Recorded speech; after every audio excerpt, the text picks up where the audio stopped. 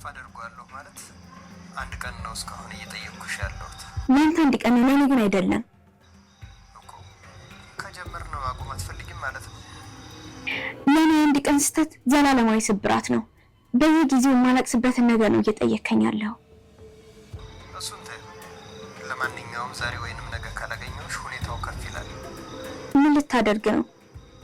አንቺ ፈቃደኛ እስከሆንሽ ድረስ ምንም አይፈጠርም። አትፍሪ አይደል?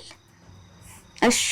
እና እንዳልኩሽ ዛሬ ወይንም ነገ ካልተገናኘ ቦታውን አዘዋውረዋለሁ፣ ቀኑንም እጨምረዋለሁ። ማለት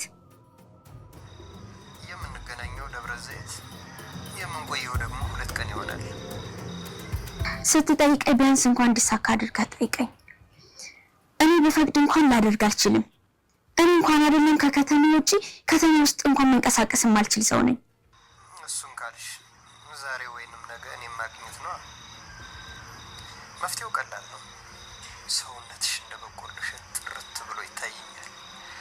ከንፈሮችሽ፣ ኧረ ስንቱን ልግለጸው። ከአንቺ ጋር በፍቅር አድሬ ለምን ሲነጋ ሞት። እንዳትዘገይ። ዛሬ ካለሽ ዛሬ፣ ካልቻልሽ ነገ ተጨማሪ ቀን አልሰጥሽም። ሰውን በፍቅር ማስራብ ወንጀል።